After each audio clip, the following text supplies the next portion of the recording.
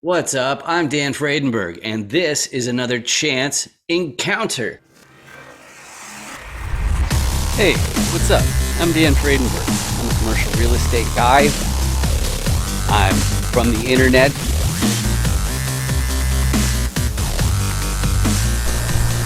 We're seeing more properties like this being built in front of a house that's going to be torn down soon. I understand that there are power lines that are getting kind of close. What's up again? This is Dan Fredenberg, and that there is a commercial real estate building.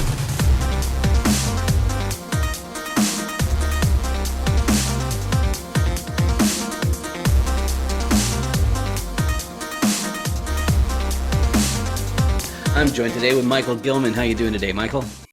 Hey Dan, doing well here. Just another ice storm day here in the Northeast. Lovely, lovely. Tough season. No snow. Yeah, Really nice. I don't understand people who think that the outdoors isn't actually trying to like actively kill them, because that's totally like, I don't know, everywhere I've lived that's pretty much been the case. But anyway, that's not why you in the camera are here. If you haven't seen a Chance Encounter before, this is how it works. I interview commercial real estate investors, and then I go through the 5 different motivations I've found that they predominantly have, and I say, hey, which one is you as far as why you are going after more commercial properties? And then I go through the Dan Does Deals roll die. I got a prettier one. If you go to dandoesdeals.com, you can download your own, you can print it out, you can talk to your friends and your family about commercial deals, and you can communicate effectively. But I go through those 6 different roles, and I ask my guests which one's you. I ask for their ideal property. I find out how to get a hold of them, and then we move on. But Michael, one of the most important things I find in this industry is being able to effectively introduce yourself. So can you please introduce yourself to the audience? Sure. I'm Mike Gilman, the managing principal of Cross Mountain Capital. We are a small real estate investment firm. Currently have about 25 million assets under management, over 300 units across 3 states, and growing rapidly. And in particular, we focus on heavy value add and opportunistic strategies. All right, sweet. So let's move on to the motivation piece. And the way I do that is I hit this button and it shows part of my screen. And then I hit this and then I hit that, and boom, just like that. So I go through the motivation piece because newbies don't necessarily know what role they'd have in a commercial real estate deal, but they at least know that they want to be in them. So the first motivation that I have is to preserve purchasing power. So if you already rely on your wealth, in other words, the cash flow that comes from your wealth, that to make ends meet, then your biggest concern is inflation. You're going to have to keep on acquiring so that your cash flow continues to make ends meet. So preserving your purchasing power, that is one of the big ones. The next reason is my one, which is as a high earner from tech, that means that I have that option of making the big salary and then paying basically half of it to taxes. Or what I can do is I can pivot and use my technology skills in an industry like commercial real estate. And then that way I'm getting equity in return for my effort and my time. So I'm getting my time, trading my time for wealth instead. So that's what I'm up to. That's my main motivation. The next one is the most common motivation, though, which is that people are in this to fast track their retirement. They want to educate themselves. They want to be able to do better than they would if they just go to the bank or, look somebody up. And there's another thing that's implied when you say fast tracking retirement, and that means that there's some sort of end goal in mind. Some people, maybe they want to, become an accredited investor, and then they just want to move to the Philippines or someplace like that that has a very low cost of living. And that's in contrast to the next group of people. They're so ambitious, they want to buy their entire hometown. They're never going to stop hustling. So their motivation, it is different. They want to get the generational wealth so that their great grandchildren never have to get a day job in their lives. But that's the fourth motivation. And the last one is some people pick like a sector of society, or maybe it's the environment or animals, or just some people, and they decide that they want to help those people by using the most effective vehicle that's out there, which is accumulating wealth. If you accumulate a lot of wealth and you want to give that away and have a huge impact on society, that's going to be much more effective than just simply doing volunteer work or something like that. So that's why some people get their ambitions towards these assets. So out of those five, Michael, what combination of those best describes your motivations? Sure. I'd say each of them is a component in some way, but by and large, if I were to pick one, it would be not exchanging my time for money.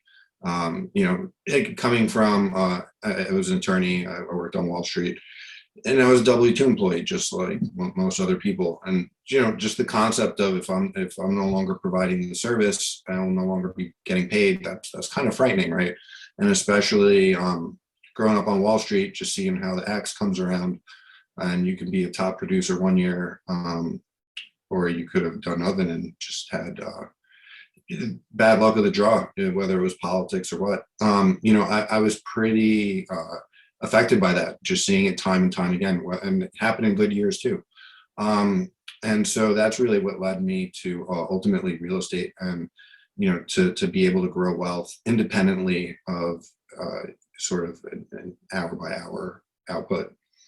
Yeah, I completely agree. It really is something. And I don't know. I just also became acutely aware of what we all end up spending just to be content in that sort of atmosphere of being a W-2 employee, right? So it's I definitely feel that. But let's move on to the roles and core competencies. So sometimes, like, if you don't have any experience in commercial real estate, then you're going to have to learn the terms, and that's what the Dan Does Deal commercial role die is all about. So let's take it right from the start.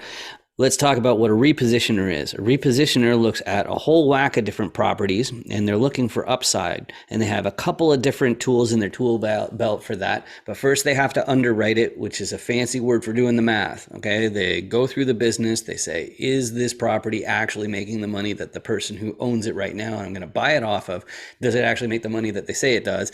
And then that's the underwriting part. But the two main tools that they have to get more upside, one is more efficient operations. You cut the cost. You stop those Benjamins from going down the toilet. And its operations is more than just unclogging toilets and collecting rents and all that sort of stuff. It's also doing the bookkeeping. It's also, there's a marketing component as far as making sure your vacancy rates are low. But right now, real estate is so hot that just efficient operations is probably not going to cut it, because, it's a mature business. So the other tool in people's tool belts are getting a contractor team and adding value, as they say. You make the place nicer and people will actually pay more in rent, okay? And there's one problem that I have as a repositioner, which is I'm from the internet. So while the contractors are doing their fixing and the operators are taking care of the place, if something really goes wrong, I'm not going to be able to be there in an hour or two. You're going to need somebody who can, though. You're going to need boots on the ground. You're going to need a local, somebody there who's actually able to make sure that the operations aren't sloughing their photos and different things like their reports, making sure they're actually doing the job, making sure that the contractors are actually keeping on schedule and whatnot. And if you're a tenant, you probably look at those four and say, okay, those are the owners, right? But of course, there's more to it than that. There's the actual banks, the financiers, okay? And if you want to buy a property and it's worth millions or tens of millions of dollars, then you're going to be going to a bank and trying to borrow tens of millions of dollars. And what the financier, which is a capital raiser, is also a form of financier. But the financier, what they're going to want to know is, okay, so you got all these pieces, but who's your sponsor? Who's your KP? And a sponsor or KP, that's the person who already owns a similar asset. And you have to have somebody who already owns a similar asset, or else you won't be eligible for the loan. So even if your name is Elon Musk, you still, if you want to get a loan, you have to have a KP who already owns a similar asset asset, in other words, unit count and things like that. But there are other requirements, like you have to have a certain amount of liquidity. You also have to have a balance sheet equal to or greater than the amount of the loan. But if you have all of those pieces, you've got yourself a commercial real estate deal. So, Michael, as far as core competencies, you mentioned that you did get your license as an attorney and all that kind of stuff, and having an attorney on your GP team is very, very valuable, just so that you kind of have your eyes open. But as far as your roles, I think you also are a repositioner as a main focus. But what are your core competencies that you're generally going to contribute to your next commercial deal?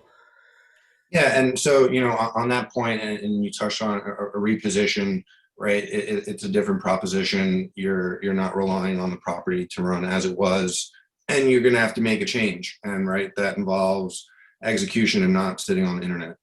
And so I'd say actually the attorney skill set in terms of the overall deal is kind of limited versus just being an operator, having the experience of just real estate generally, and even in its basics, what do you do when a pipe breaks, all the way down to, and then most importantly is being able to manage, as you pointed out in your dice, there's so many components to this. It's all got to come together, and the team's got to be managed.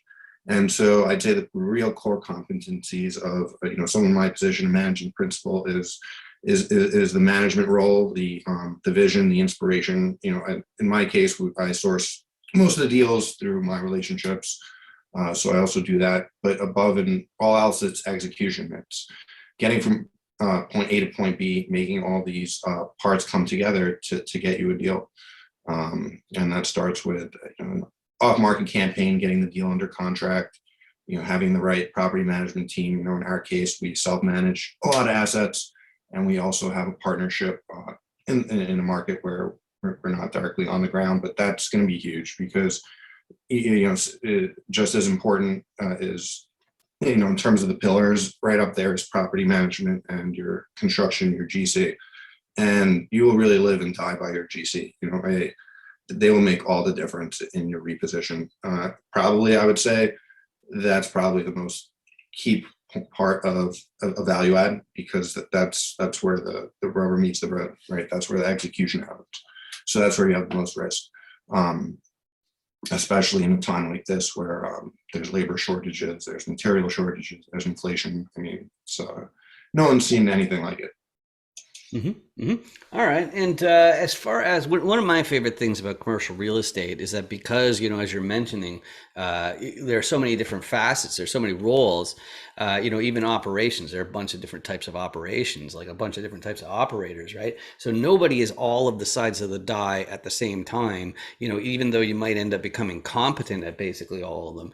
I mentioned that, like what's your core competencies, but as far as who you can help the most, who are you best suited, like basically who do you have the most room for as far as people for you to help the best? Like are you looking for more operators actively, like, or and don't break any SEC restrictions, so you're not allowed to entice investors? Sure. So speaking of SEC restrictions, one of the things we're looking to do in 2020 is launch 506c deals only. So, I can talk about any deals that we do have, at least this next one if the time comes. But just to answer your question, really where we're at is to grow, we're looking for equity partners, whether it's passive investors or larger institutional types, family offices, small funds that will JV and take the rest of the book. It doesn't have to be a syndication. We're certainly open to JVs. Okay. Because what we've developed is the deal flow and the asset management. All right, awesome. And what's the best way to reach out to you? Like we met through LinkedIn. I remember a year ago we were catching up to talk through a Dan Does Deals interview of the more traditional site, like who are you, what's your background, all that sort of stuff. But what's the best way to reach out to you? Is it through LinkedIn, or is there a website that's better? Yeah, usually it's email, Mike at crossmountaincapital.com. You could also visit our website, crossmountaincapital.com, where we talk about our strategies, some of our recent transactions. And we have some blog posts there as well with some good content. We try to post more analytical type of content, macro and micro oriented, economical type content, economics driven. All right. All right. Awesome. And I got one favor to ask you in the camera, the little glass thing there, which is if you look under my left hand, you'll see a big red button that says subscribe, and it's bad and it makes me sad. And the only way to stop it from making me sad is to click on it and turn it gray. It's a lovely gray, because what that gray means is that YouTube will pay for these videos instead of me. And that's exactly what I want. It's all the holidays, all my birthdays, all my Christmases, all put together. That's what I want, is I want YouTube's Google money to pay for all of these videos. So please do that. You'll be doing me an enormous favor. Michael, you've done me an enormous favor for joining here. If you don't know me, my background is in the CRM business. So I had to do that for a bunch of 7-figure online businesses. And then I turned my eyes towards real estate. And so I've been helping sponsors build their capital raising funnels and whatnot. But you can also 506B me after this. You can check that out. Michael, thank you so much for joining me today. This has been fantastic getting to know you a little bit better. Thank you, Dan. Awesome. All right. And once I find my cursor, I can go. I just want to tell you, because I've actually seen your website, Real Estate as a Scam, before, and I loved it. Oh, cool. Yeah, because I think it's really so spot on. There's good stuff, bad stuff in every industry. Yeah, make sure you subscribe, like, and hit that notification bell. For Dan the Man. And thank you. Turn that subscribe button from red like his beard to gray like his beard will be. So I met Dan through some networking groups for real estate investing. He's a great guy from what I know about him. He's very ambitious, and he makes it easy to come on with his questions, and has a great setup. It's easy, it's clear, concise, and I'd recommend going on his interviews for anyone that's considering it. It was unlike anything I've ever experienced. It was super fun. The process was so easy, a caveman can do it. I mean, if you guys haven't done it yet, you guys need to get on his calendar. Just take 15 minutes of your time, get exposure, find out who Dan is, what he's about. He's a true trifecta. And if you don't know who he is, get in touch with him. Google his name, find him on LinkedIn, do whatever you can. Just reach out to him. So I really appreciate the format. Like I've told you a couple times before, I think it's really great because me personally, I'm very long-winded. I have to purposefully make things more concise, but the way I take things in is I definitely prefer things to be concise and straight to the point and concentrated. And the chance encounters really do that great for individuals. So you can get a good grasp on who they are, what do they do, why do they do it, what space do they operate in. That's why I love chance